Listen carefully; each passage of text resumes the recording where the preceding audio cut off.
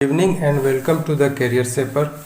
मेरे प्यारे BPSC 67वीं PT के प्रतिभागियों, मैं सुभाष पोद्दार आपके समक्ष 25 प्रश्नों का सेट लेकर पुनः हाजिर हूँ। यह सेट आधुनिक भारत पर है, जिसमें राम मोहन राय, दादा भाई नौरोजी एवं गोपाल कृष्ण गोखले पर फोकस किया गया है। बीपीएससी पीटी में eminent national leaders of India पर प्रश्न प्रायः पूछे जाते हैं। आइए आप अपनी क्वेश्चन बैंक में इसे भी शामिल कर लें। क्वेश्चन नंबर 1, राम मोहन राय की लोकप्रियता इस रूप में है।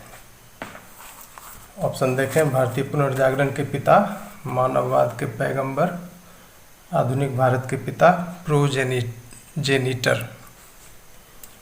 अब देखिए, ये तो प्राय सभी जानते हैं कि भारतीय पुनर्जागरण के पिता राम मोहन राय हैं, वन लाइनर सब कोई जानता है। और जो ये रेस्ट ऑप्शन है, मानववाद के पैगंबर, आधुनिक भारत के पिता, प्रोजेनिटर, तो ये तीनों भी सही है। ये ह्यूमैनिज्म के प्रोफेट कहलाते हैं और जो इसको एक मॉडर्नाइजर के रूप में देखा जाता है इंडिया में, और प्रोजेनिटर के रूप में। प्रोजेनिटर का मतलब हुआ a person who originates an artistic, intellectual और पॉलिटिकल मूवमेंट, यानी ऐसा व्यक्ति जो बौद्धिक और राजनीतिक या फिर कलात्मक आंदोलन की शुरुआत करे, प्रोजेनिटर कहलाता है।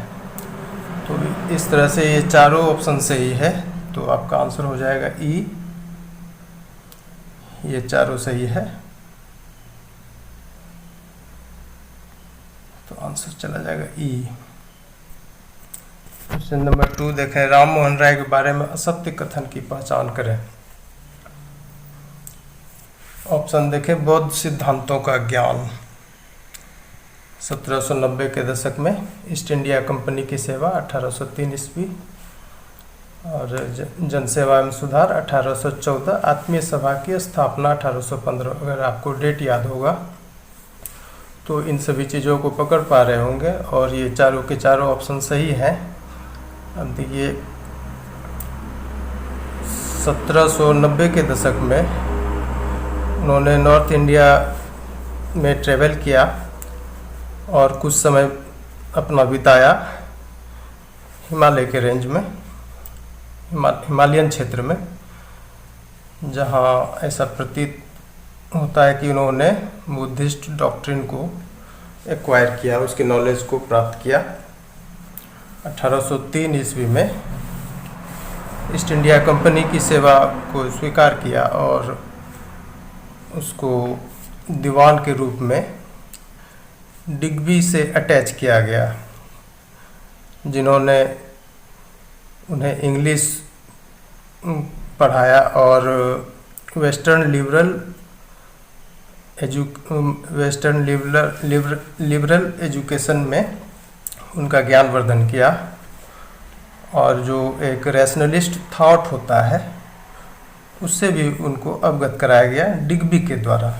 ये 1803 ईस्वी में हुआ। तो फिर उसके बाद 1814 ईस्वी में उस ईस्ट इंडिया कंपनी की सेवा से पदमुक्त हुए और अपने आप को कलकत्ता में सेटल किए, जहाँ पर वे पब्लिक सर्विस और रिफॉर्म में अपना करियर को समर्पित किए। तो जनसेवा एवं सुधार 1814, ये भी सही है। ईस्ट इंडिया कंपनी की सेवा 1803, ये भी सही है। बौद्ध सिद्धांतों का ज्ञान 1790 के दशक में, ये भी सही है। अब आत्मीय सभा की स्थापना, तो 1815 में उन्होंने आत्मीय सभा को फाउंड किया था, और उसके पीछे रीज़न ये था कि वो मोनोथेइस्टिक डॉक्ट्रिन्स जो हिंदुइज्म का है, उसको वो आगे बढ़ाना चाहते थे। मोनोथेइस्ट मतलब होता है एकेश्वरवाद।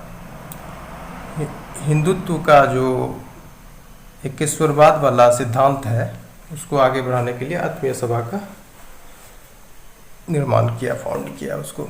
तो ये चारों के चारों ऑप्शन सही है और इसमें कोई भी असत्य नहीं है, तो इसका आंसर चला जाएगा फिर ई। ये सभी सही है, कोई भी असत्य नहीं है, तो कोई नहीं, यानी ये हो जाएगा answer. Question number 3, Ram Mohan Roy को भारत में सामाजिक सुधार का भोर का तारा कहा जाता है। सामाजिक सुधार में भोर का तारा, morning star in social reform in India. तो ऑप्शन देखें, भारत में समाज में महिलाओं को बेहतर व्यवहार दिलाने हेतु, सती प्रथा का अंत कराने हेतु, पुनर्विवाह के लिए, महिलाओं के अधिकारों की रक्षा हेतु, महिलाओं के पक्ष में संपत्ति के विरासत का कानून में बदलाव लाने हेतु। तो अगर आप इनके सामाजिक सुधार से रिलेटेड वर्क को देखेंगे तो आपको पता चलेगा कि महिलाओं को लेकर ये बहुत व्यथित थे उस समय, और उनके लिए जितना कर सकते थे इन्होंने किया। एक तो महिलाओं को बेहतर ट्रीटमेंट नहीं मिलता था, तो उसके लिए आंदोलन किए। सती प्रथा उस समय बहुत ही एक कुप्रथा का रूप ले चुका था, उसको अंत कराने का प्रयास किए। और फिर जो महिलाओं का पुनर्विवाह का मामला था तो उस पर भी ध्यान दिए, और फिर महिलाओं के पक्ष में संपत्ति, जो विरासत में जो संपत्ति मिलती है उसमें जो उस समय का कानून था उसमें चेंज लाने के लिए प्रयास किया। तो ये चारों के चारों सही है। इसके साथ साथ उनका वर्क था और बहुपत्नी विवाह निषेध का, प्रोहिबिशन ऑफ पॉलीगैमस मैरिज, उसके बाद बाल विवाह निषेध का, और महिला शिक्षा। तो इस तरह से ये इसमें भी चारों के चारों सही हैं इनका वर्क। तो इस तरह से आंसर इसका चला जाएगा, ये जाएगा, चारों सही है। क्वेश्चन नंबर 4 देखें, जाति और नस्ल के भेदभाव को हटाने के लिए राम मोहन राय ने विवाह के किस रूप को अपनाने की सलाह दी। बहुत अच्छा क्वेश्चन है ये।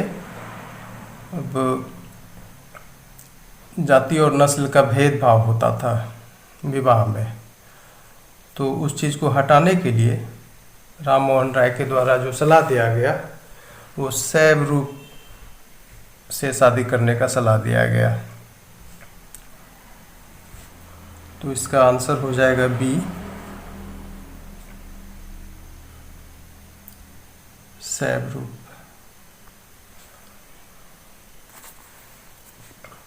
देखिए, कास्टिज्म जो था, जातिवाद, वो हिंदू सोसाइटी के लिए एविल था, यानी कि बुरा चीज़ था, एविल ऑफ हिंदू सोसाइटी। उन्होंने महसूस किया कि कास्ट सिस्टम सोशल ऑर्गेनिज्म को कम कर दिया है,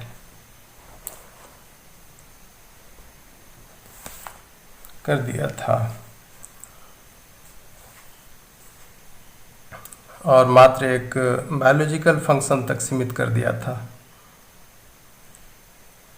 जिससे कि यूनिटी और सॉलिडरिटी जो होता है इंडियन पीपल के बीच, उसका विकास रुक गया था। अब देखिए, जो ओल्ड ऑर्डर था और उस समय का जो बंगाली रेडिकल्स था,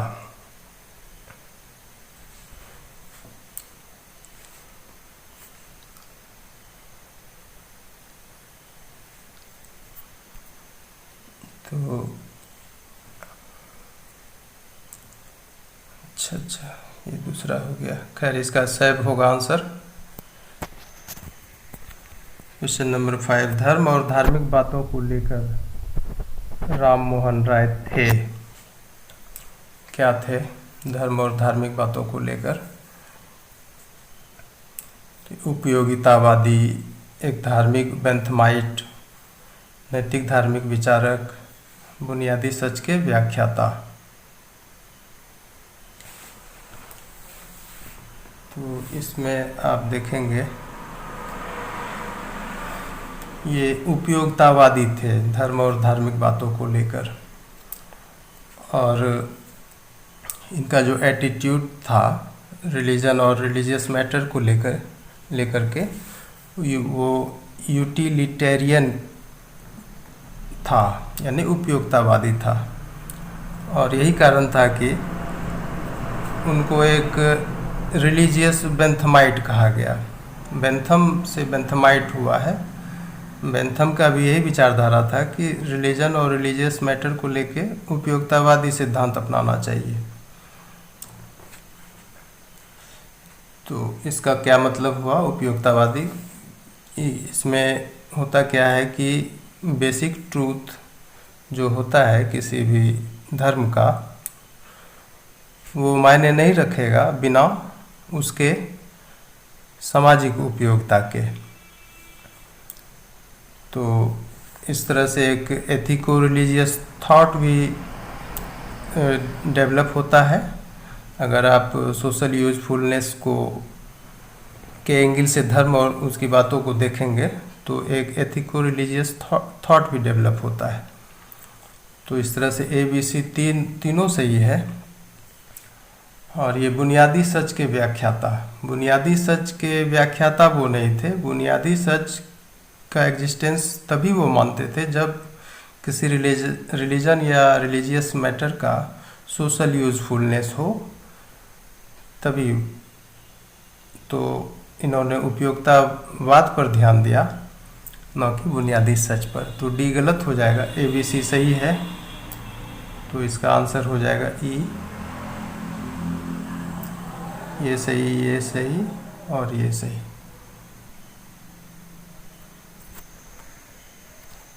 क्वेश्चन नंबर 6 देखें। राम मोहन राय के मांगों में शामिल नहीं था।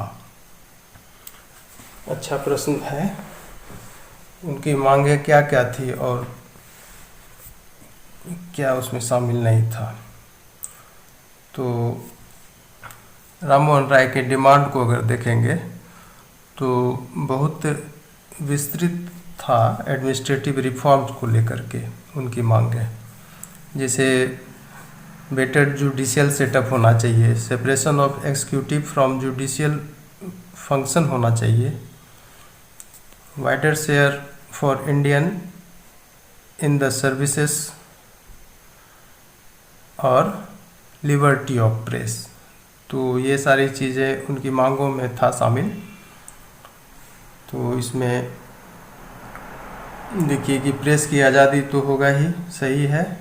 न्यायिक कार्यों से कार्यपालिका का पृथक्करण, ये भी सही है। भारतीयों का सेवाओं में अधिक भागीदारी, ये भी सही है। जिम्मेदार सरकार की मांग उन्होंने नहीं की थी। तो आपका ये सही होगा, ये सही होगा और ये सही होगा। तो आंसर E जाएगा इसका भी। क्वेश्चन नंबर 7 देखें। राम मोहन राय के संदर्भ में सत्य कथन का परीक्षण करें। पर्सनालिटी को पढ़िए, उससे क्वेश्चन तो अवश्य आता है, कुछ भी पूछ सकता है, इसलिए टोटलिटी में पढ़ना होगा। तो आइए देखते हैं ऑप्शन। ब्रह्म समाज की स्थापना में उनके प्रायोगिक दिमाग की अभिव्यक्ति है, ये सही है। दूसरा देखें। भारत में अंग्रेजी शिक्षा के विकास पर जोर, ये भी सही है। तीसरा देखें। अनभिज्ञता के अंधकार को हटाने के लिए संस्कृत तंत्र की शिक्षा पर जोर, ये गलत है। भारत का यूरोपीय औपनिवेशीकरण की वकालत, ये सही है। तो इन्होंने ऐसा क्यों किया? अंग्रेजी शिक्षा के विकास पर जोर देने की बात कही और यूरोपियन कॉलोनियलाइजेशन की वकालत की, क्योंकि उस समय संस्कृत तंत्र का जो एजुकेशन था उससे समाज में बहुत कुरीति आ चुकी थी विभिन्न रूपों में। तो इनका मानना था कि जब तक लिबरल एजुकेशन वेस्टर्न पैटर्न वाला नहीं आएगा इस देश में, तो जो डार्कनेस ऑफ इग्नोरेंस है वो नहीं हटेगा। तो इस संदर्भ में 1823 ईस्वी में, दिसंबर 1823 ईस्वी में राम मोहन राय ने लॉर्ड एमहर्स्ट को लिखा कि संस्कृत सिस्टम का जो शिक्षा है वो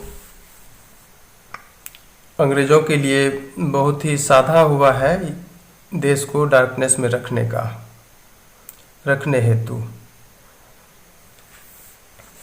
और उन्होंने ज़्यादा उदार और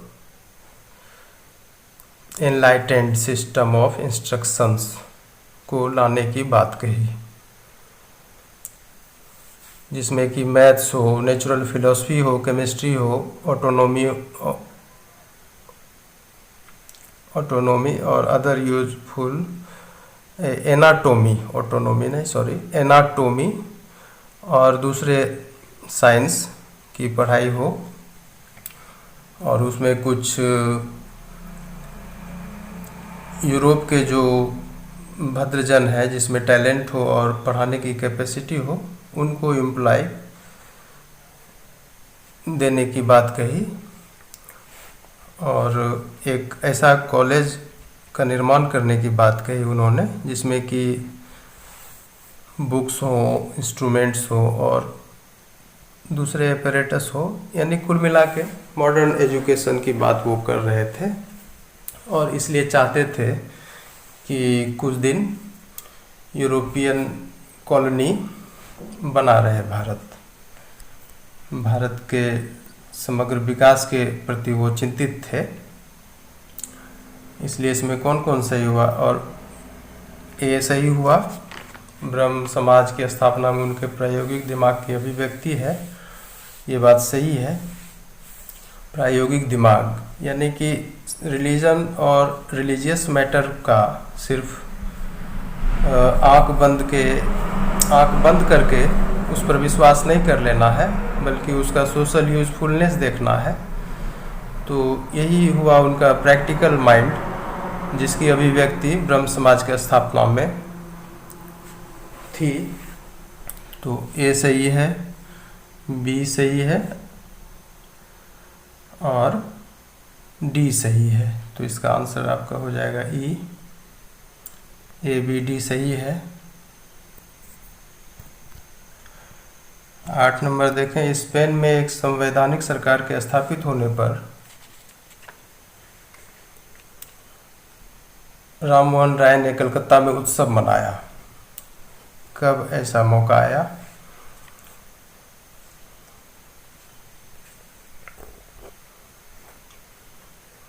तो देखें,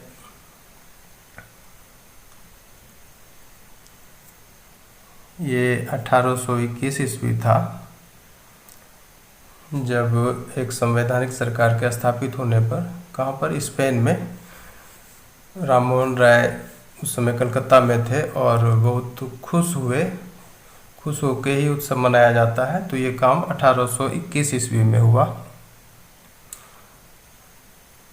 अब देखें, ये तो बी सही हो गया ना, बी सही हुआ। अब देखें ऑप्शन में 1823 भी है,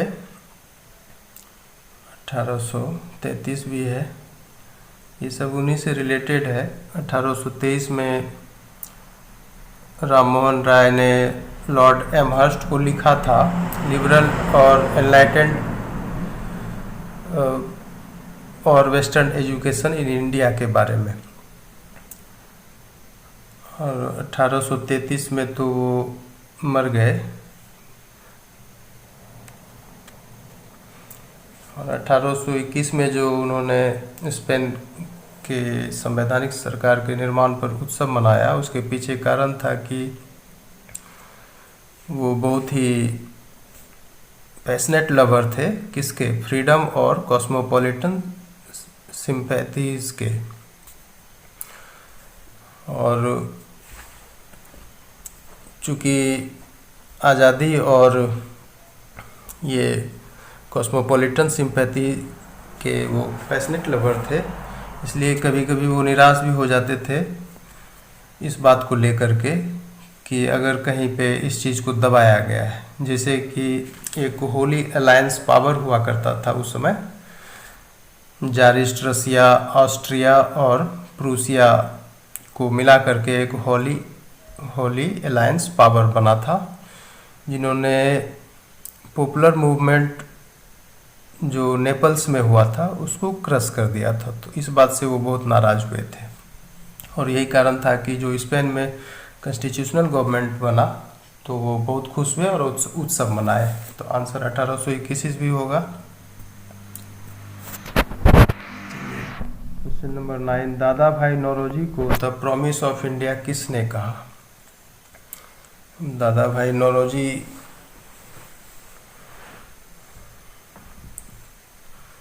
के बारे में जानते होंगे। इनका अगर देखेंगे लाइफ लाइन तो 1825 से 1917 तक का है।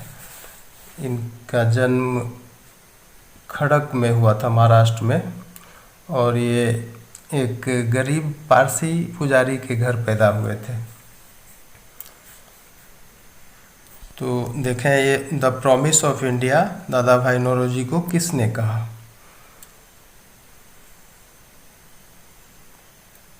भीमराव अंबेडकर, प्राकृतिक दर्शन के एक प्रोफेसर, अंग्रेजी के एक प्रोफेसर, गणित के एक प्रोफेसर।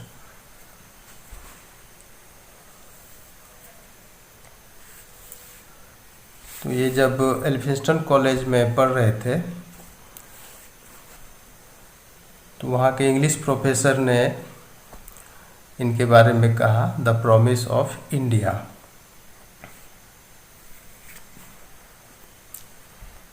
और ये जो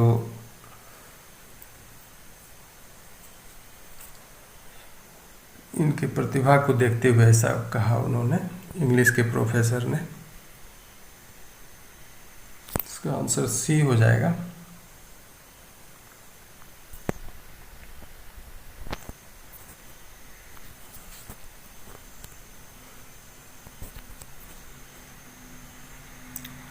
क्वेश्चन नंबर 10 देखें, दादा भाई नौरोजी ने बड़ौदा के दीवान का पद स्वीकार किया। दीवान का पद कब स्वीकार किए हैं ये बड़ौदा के दीवान? ऑप्शन देखें 1855, 1862, 1869, 1873। तो 1855 में तो टीचिंग प्रोफेशन इन्होंने छोड़ दी थी और लंदन चले गए।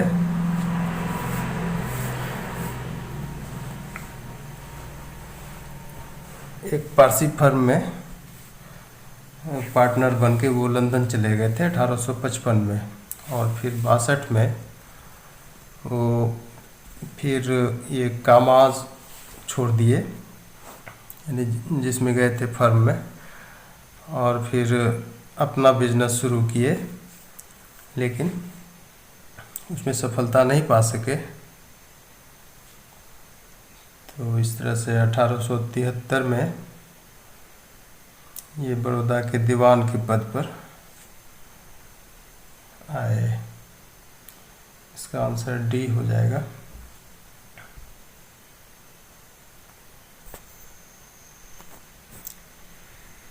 क्वेश्चन नंबर 11 देखें, दादा भाई नौरोजी भारतीय राष्ट्रीय कांग्रेस के अध्यक्ष बने। ये बहुत ही जनरल टाइप का क्वेश्चन है और प्राय लड़के याद रखते हैं कि कौन कब कब कांग्रेस का अध्यक्ष बना। तो अगर आपको याद होगा तो आप देखे होंगे कि दादा भाई नौरोजी कांग्रेस आईएनसी के प्रेसिडेंट 3 बार बने। कब कब बने? 1886 में, पहला ऑप्शन ये सही है। फिर 1893 में, यानी सी नंबर ऑप्शन, ये भी सही है। और फिर 1906 ईस्वी में डी नंबर ऑप्शन। तो इसमें ए, बी ए, सी और डी ये सही है। ए सही है, सी सही है और डी सही है, तो आंसर इसका ई जाएगा।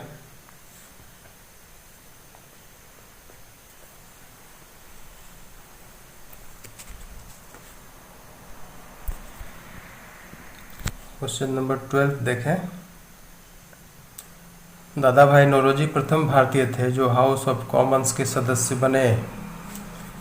इस पर एक बार क्वेश्चन आ भी चुका है बीपीएससी में, लेकिन उस बार उसका पार्टी का नाम पूछा था, किस पार्टी के टिकट से वो हाउस ऑफ कॉमन्स के सदस्य बने थे। तो देखें, डेट याद रखना भी जरूरी है। अब ऑप्शन देखें 1892, 93, 96, 98। तो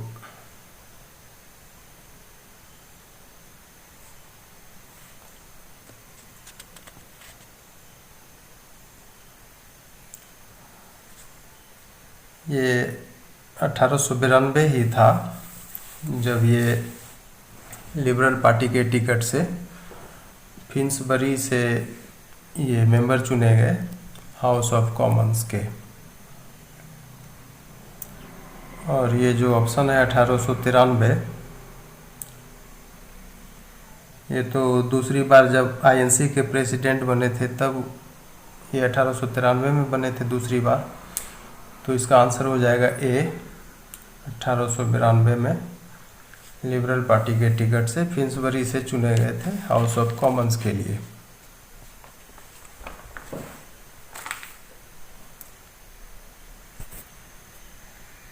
क्वेश्चन नंबर 13 देखें। कांग्रेस के मंच से पहली बार स्वराज की मांग किसने की?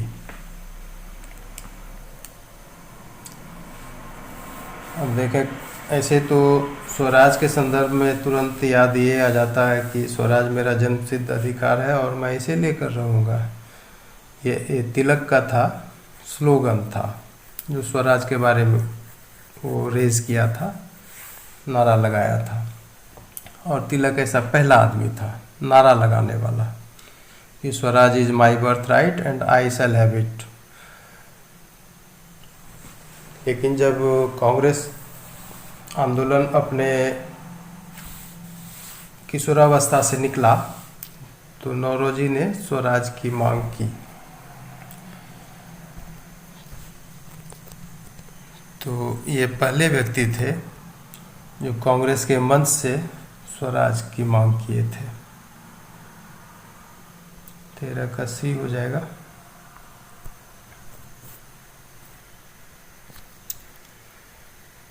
चौदह नंबर देखें। दादा भाई नौरोजी ने भारत में ब्रिटिश शासन की अस्थायी निरंतरता की इच्छा व्यक्त की।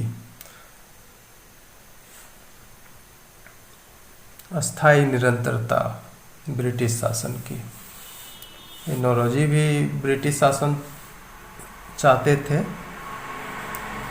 तो ये लोग उस समय के भारत को पढ़ रहे थे और उस समय के भारत में भारतवासियों की जो व्यथा थी उसको महसूस कर रहे थे। इस हिसाब से वो चाहते थे कि अगर ब्रिटिश रूल रह जाए कुछ दिन और, या फिर अस्थायी रूप से ही रह जाए, तो ये देश यूरोप की तरह विकास कर जाएगा। हाँ, लेकिन इस देश का जो मूल्य और संस्कृति था उसको कुचले बिना। तो अब देखिए 1886, 1893, 1906, 1907, तो इसका आंसर हो जाएगा 1886।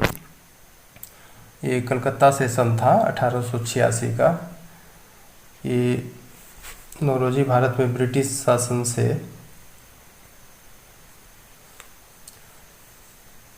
भारत जो लाभ पाया था उससे सचेत थे और ब्रिटिश क्राउन के प्रति वफादारी की बात कही तथा इच्छा व्यक्त की कि ब्रिटिश शासन भारत में अस्थायी निरंतरता में हो रहे। तो इसका आंसर ए हो जाएगा 1886। और जानते हैं ये उनका पहला कार्य ये था, प्रेसिडेंटशिप था आईएनसी के लिए 1886 में। और इसी टाइम उन्होंने ऐसा कहा था कि ब्रिटिश रूल अस्थायी निरंतरता में भारत में रहे।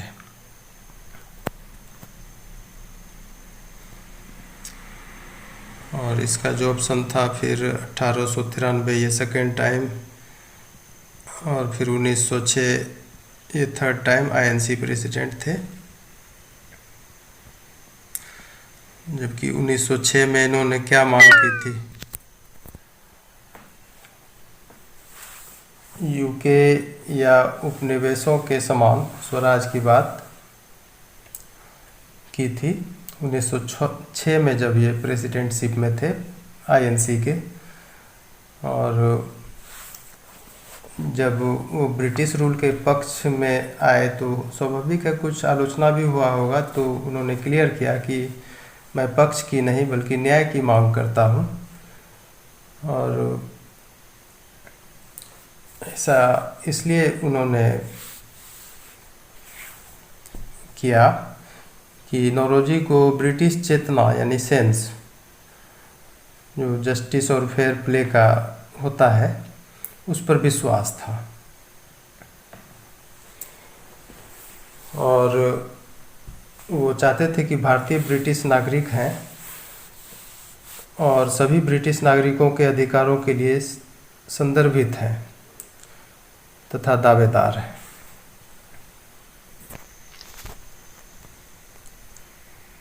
क्वेश्चन नंबर 15 देखें। Poverty and un British rule in India प्रकाशित हुई। ये तो आप लोग बहुत अच्छी तरह से जानते हैं कि ये जो बुक है ये नौरोजी का लिखा हुआ है। इसमें भारत के गरीबी को दर्शाया गया था और जो यहाँ का जो रिसोर्स या वेल्थ का ड्रेन होता था यहाँ से ब्रिटेन के लिए, उस पर चर्चा की गई थी। लेकिन ये क्वेश्चन है कि ये बुक प्रकाशित कब हुआ, तो ऐसा मौका आया 1901 में।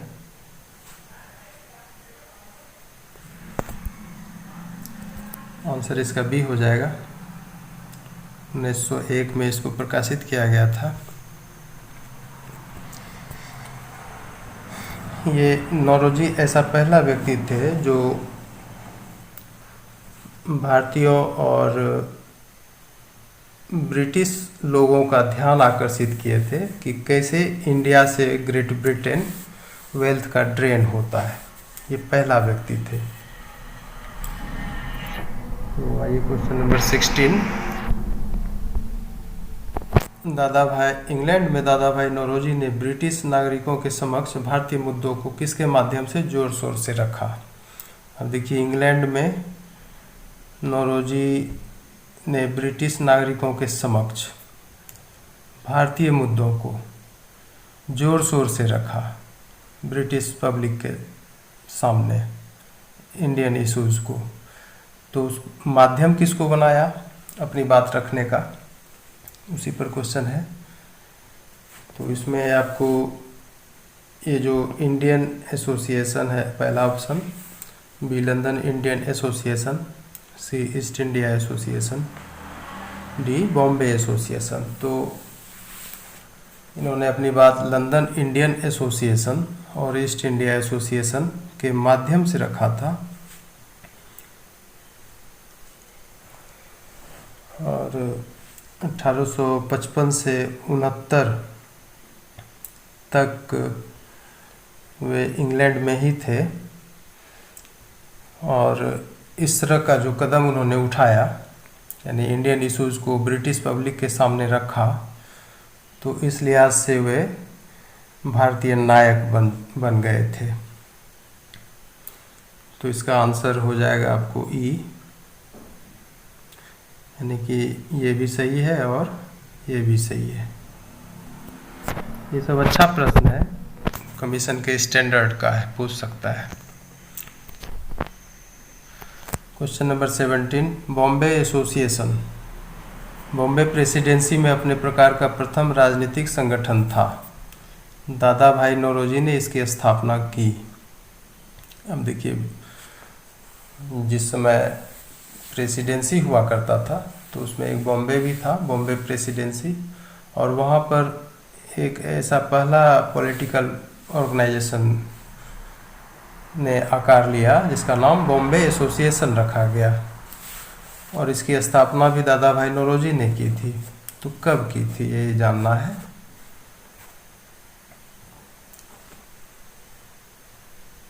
ऑप्शन देखें, 1852, 1855, 1865, 1869। तो अगर आप इनका लंदन प्रवास को याद रखेंगे, 55 से 69, तो उनके यहाँ प्रेजेंस में ही ये बना था। तो ऑप्शन तीनों बी सी डी ऐसे ही छट गया, ऐसे भी ऑप्शन ए बचता है। तो इसका आंसर 1852 होगा।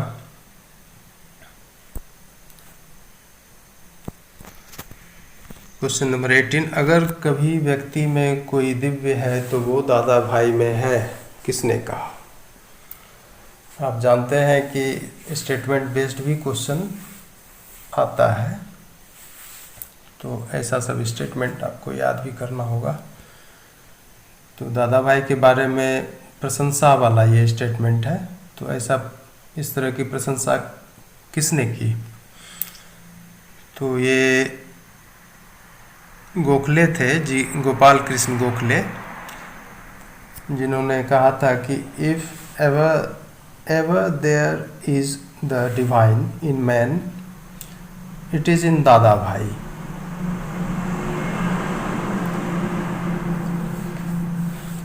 तो इसका आंसर हो जाएगा गोखले। और ये जो CY चिंतामणि है, इन्होंने भी उनकी प्रशंसा की थी दादा भाई की। तो इन्होंने कहा था कि the public life of India has been adorned by a galaxy of brilliant intellects and selfless patriots, but there has been in our time none comparable with Dadabhai. इनका कहना था कि इंडिया में तो ढेरों प्रबुद्ध और स्वार्थहीन देशभक्त हुए, लेकिन दादा भाई नन कंपेरेबल थे। तो उनकी प्रशंसा हुई।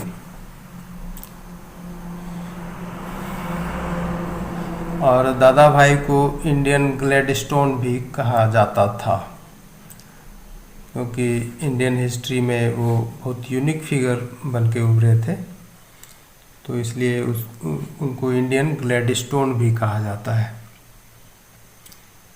तो आइए 19 नंबर देखें। इन्हें महाराष्ट्र का सुकरात कहा जाता है।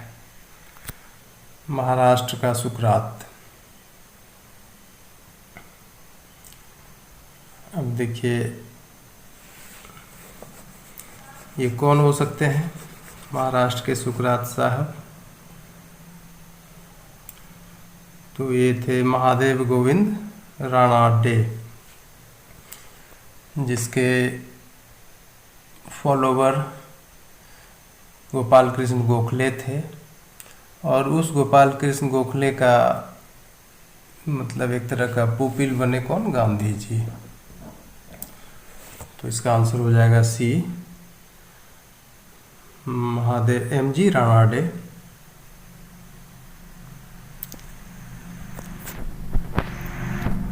क्वेश्चन नंबर 20 देखें। गोखले डेक्कन एजुकेशनल सोसाइटी से जुड़े। गोखले का जुड़ाव कब हुआ इस सोसाइटी से। तो गोखले का अगर थोड़ा टाइम लाइन देखेंगे तो after graduation Gokhale Deccan educational society को ज्वाइन किए, जो राणाडे द्वारा फाउंड किया गया था। तो वो ज्वाइन किए थे 1884 में। इसका आंसर ए हो जाएगा।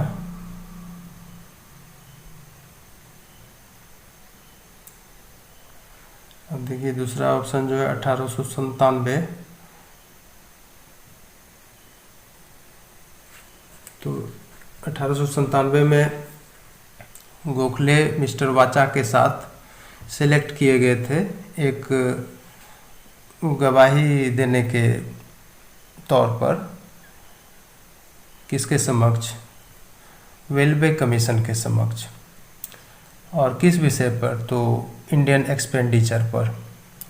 तो ये तो होगा नहीं 1897 में, तो दूसरा काम हुआ। 1899 जो है सी ऑप्शन, उसमें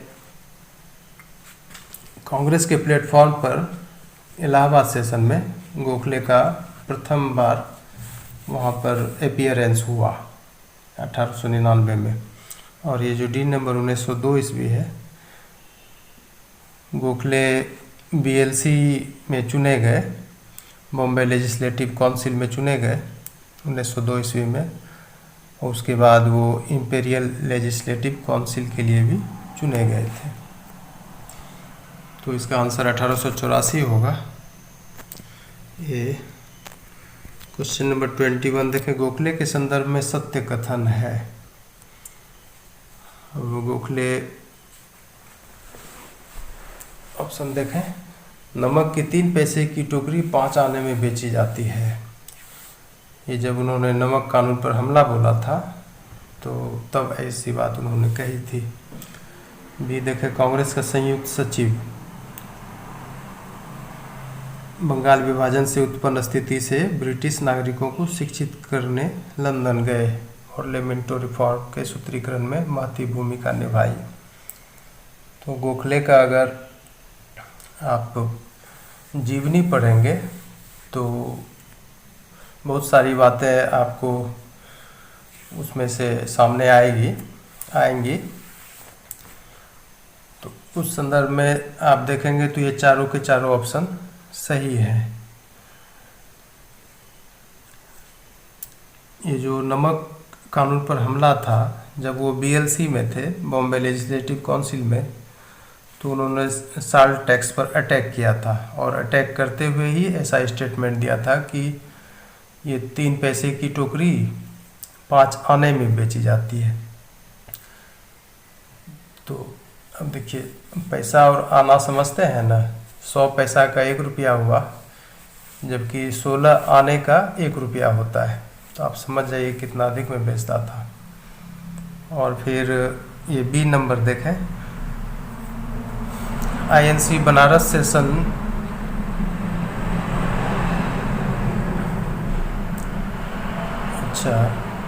आईएनसी बनारस सेशन के वो अध्यक्ष बने थे 1905 ईस्वी में, लेकिन वो कांग्रेस के संयुक्त सचिव भी थे। और 1906 ईस्वी में वो लंदन गए थे ब्रिटिश पब्लिक को एजुकेट करने के लिए, शिक्षित करने के लिए। किस बात को लेके? वही जो बंग भंग हुआ था, उससे जो सर्कमस्टांसेस सामने आए थे, स्थिति उत्पन्न हुई थी, उससे अवगत कराने वो लंदन गए थे। और ये जो डी नंबर है, इसमें है क्या कि ये ऑफिशियली और अनऑफिशियली 1909 रिफॉर्म में वो इन्वॉल्व थे लंदन में। तो इस तरह से 21 का चारों ऑप्शन सही होता है और आपका आंसर चला जाएगा ई। चारों सही है। क्वेश्चन नंबर 22 देखें। गोखले भारतीय लोक सेवा आयोग के सदस्य रहे। इंडियन पब्लिक सर्विस कमीशन का मेंबर थे वो।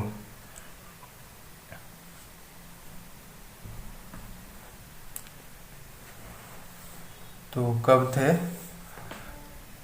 1910 से 13, 11 से 14, 12 से 15 और 12 से 14। तो इसका आंसर हो जाएगा आपको सी। 1912 से 15 तक वो आईपीएससी के सदस्य रहे। अब देखिए जो ऑप्शन है 1910 से 13, इसमें उनका काम कुछ दूसरा था। बहुत ही नायकत्व वाला प्रयास किए थे ये जब इंपीरियल लेजिस्लेटिव काउंसिल में थे। किस बात को लेकर के कि ये फ्री और compulsory education through out India को इंट्रोड्यूस किए थे। इस बात को लेकर के अच्छा खासा मतलब कि चर्चा हुआ था पूरे देश में कि बहुत अच्छा काम हुआ है। ये काम 1910 से 13 में हुआ था और 12 से 15 में तो आईपीएससी के मेंबर थे और मेंबर रहते हुए उन्होंने अर्ज किया कि इंडियंस का जो शेयर है हायर सर्विस में मतलब उच्च सेवाओं में उसमें बढ़ाया जाए, बढ़ोतरी किया जाए।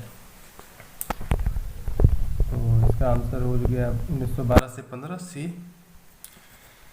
क्वेश्चन नंबर 23, गोखले के सिद्धांतों से आकर्षित होकर गांधी उनके शिष्य बने, असत्य कथन चुने। अब देखिए इसमें गोखले का जो सिद्धांत था उस सिद्धांत का जो साइलेंट फीचर्स होता है वो उसी पर क्वेश्चन है। उसमें कौन सा साइलेंट फीचर्स गोखले का गांधी को भाया और वो उसके शिष्य बन गए। ऑप्शन देखें, सच्चे उदारवादी, मॉडरेट व रीजनेबल, उद्देश्यों व कार्यों में शुद्धता, देश का पुनरुत्पादन, राजनीतिक उत्तेजना के एक हरिकेन के बीच संभव। ये देखिए असत्य कथन चुनना है तो थोड़ा सा अगर ध्यान देंगे तो आप असत्य कथन बिल्कुल चुन लेंगे, क्योंकि ऊपर का 1, 2, 3 जो है एबीसी, सच्चे उदारवादी, मॉडरेट व रीजनेबल, उद्देश्यों व कार्यों में शुद्धता, ये तीनों का तीनों सही है। तो आप देखें कि वो गोखले अपने राजनीतिक दर्शन में एक सच्चे उदारवादी तो थे ही, तो ये चीज़ भी गांधी को भाया, तो ये भी सही है। और जहाँ तक मॉडरेट व रीजनेबल होने की बात है तो गोखले मॉडरेशन और स्वीट रीजनेबलनेस में बहुत बिलीव करते थे, तो ये भी बात गांधी को भाई। अच्छा, मॉडरेशन का क्या मीनिंग होता है? मॉडरेशन मतलब फ्रीडम फ्रॉम एक्सेस, अति से मुक्त होता है वैसा आदमी जो मॉडरेट होता है। और रीजनेबल का क्या मतलब होता है? रीजनेबल का मतलब होता है फेयर एंड सेंसिबल। और फिर ये जो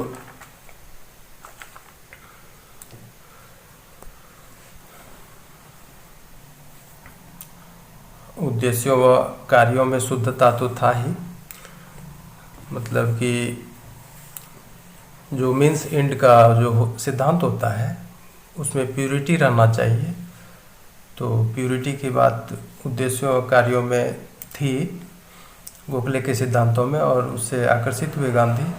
तो ए बी सी तीनों सही है। अब डी देखें, देश का पुनरुत्पादन यानी कि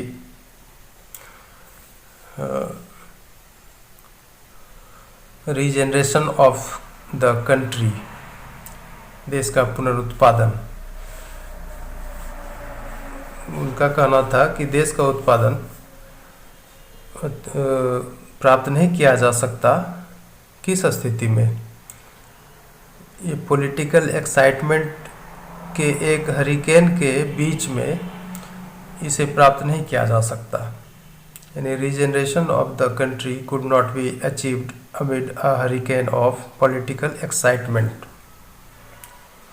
तो कुड नॉट बी अचीव्ड या है कुड बी अचीव्ड यानी संभव है, तो ये गलत हो गया। गोखले का ऐसा कहना नहीं था। गोखले का कहना था कि ऐसी स्थिति में हम देश का पुनरुत्पादन नहीं पा सकते।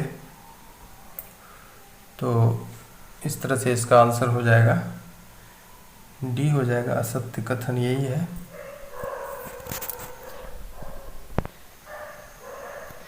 चौबीस नंबर देखें, एक मध्यस्थ की भूमिका में गोखले आलोचना के शिकार हुए, सही सुमेलित पहचाने। अब देखें, ये तो क्वेश्चन बहुत अगर गोखले के जीवनी में डीप में जाएंगे तो ये सब चीज़ समझ में आएगा। मध्यस्थ की भूमिका गोखले का, तो मध्यस्थ किसके किसके बीच में था वो। अब उनके बारे में कहा जाता है कि उन्होंने बहुत ही कठिन रोल निभाया मध्यस्थ का। किसके किसके बीच? रूलर्स और द रूल्ड के बीच, यानी कि शासकों और शासितों के बीच वो एक मध्यस्थ का बहुत ही कठिनतापूर्ण वाला रोल निभाया। अब उनकी परेशानी क्या थी? अब देखिए कि एक तो वायसराय के पास वो जो लोगों की आकांक्षाएं थी उनको ले करके जाते थे, पॉपुलर एस्पिरेशंस को इंटरप्रेट करते थे वायसराय के सामने। दूसरी ओर वो गवर्नमेंट की परेशानियों को कांग्रेस के समक्ष ला के रखते थे। तो इस तरह से वो मध्यस्थता का रोल निभाते थे, जो बहुत ही डिफ़िकल्टी से भरा हुआ था। अब देखिए, एक मध्यस्थ के रूप में उन पर क्या क्या लांछन लगा है, उसी पर क्वेश्चन बना है ये। ए नंबर देखें, अ फेंट हार्टेड मॉडरेट। ये जो बाद में लिखा है सरकार, यानी कि सरकार की तरफ से ऐसा बयान आया, या फिर गरमपंथी जो लिखा हुआ है इसके तरफ से ऐसा बयान आया।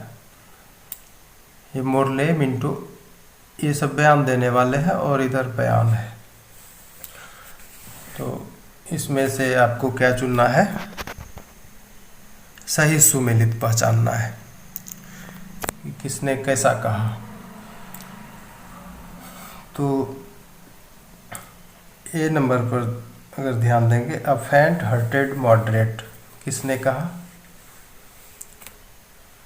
तो जो कांग्रेस में एक्सट्रीमिस्ट थे यानी गरमपंथी, उन्होंने गोखले के मॉडरेशन में फॉल्ट कुछ पाया।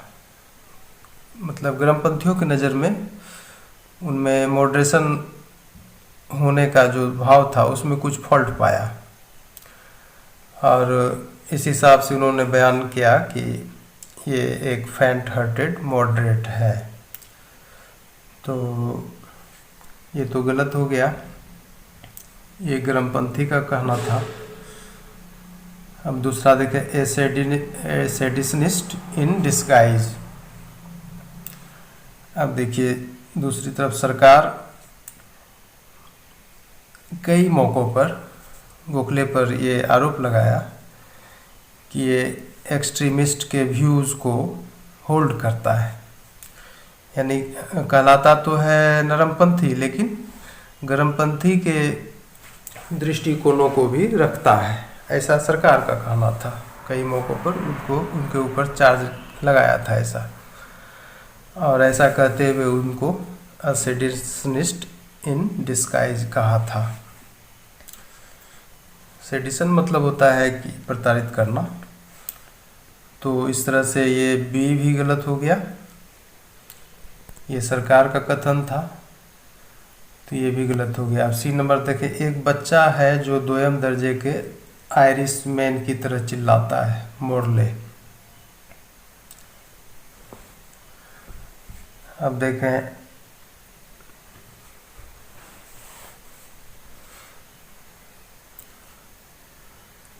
इकतीस अक्टूबर 1907 की बात है, जब मिंटो मोरले को लिखते हैं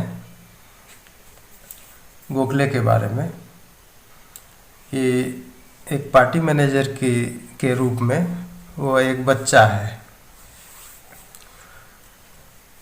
जो सेकेंड रेट के आयरिशमैन की तरह चिल्लाता है, व्हीनिंग करता है। तो ऐसा मिंटो का कहना था ना, मिंटो मॉर्ले को लिखा था 31 अक्टूबर 1907 को, तो ये भी कथन गलत हो गया, यहाँ मिंटो होना चाहिए था। अब देखें डी, टर्निंग फॉर्क, ये कौन बोले थे? अब देखिए मोर्ले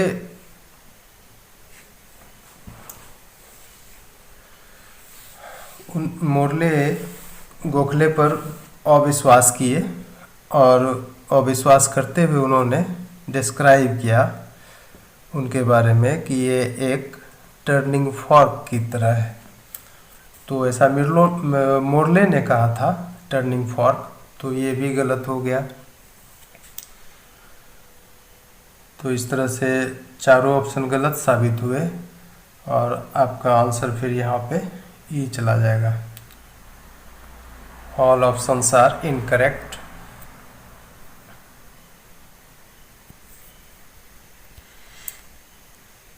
क्वेश्चन नंबर 25 देखें, Servant of India Society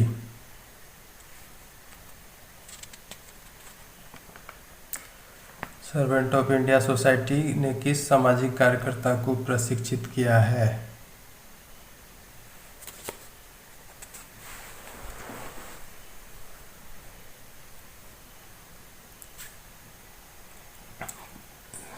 Servant of India society आप तो जान रहे हैं,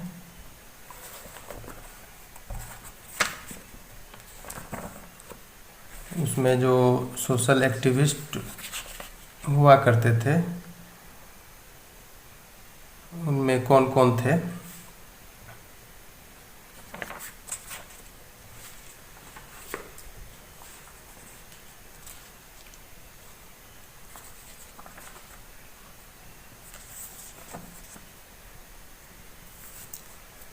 उसमें फर्स्ट ऑप्शन देखें, पी श्रीनिवास,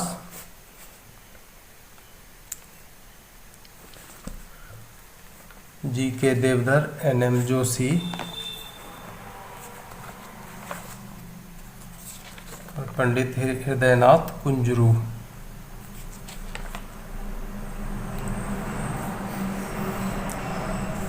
तो कौन कौन से ऐसे सोशल एक्टिविस्ट थे जिन्होंने प्रशिक्षण पाया SIS में?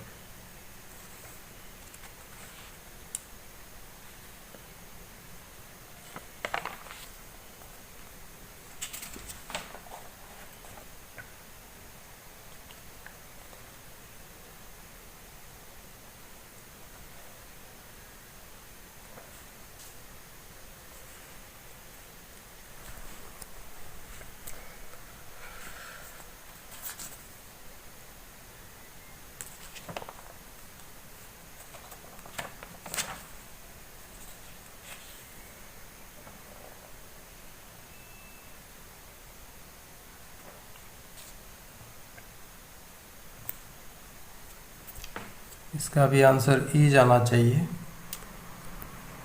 एन.एम. जोशी तो थे ही, वी श्रीनिवास शास्त्री भी थे और पंडित हृदयनाथ कुंजरू भी थे। तो आंसर इसका ई चला जाएगा। तो इस तरह से आप एमिनेंट पर्सनालिटी के बारे में जो क्वेश्चन बनाया गया उसका आप रिवाइज कर लेंगे, आपको फ़ायदा होगा। Till then, good night. Thank you.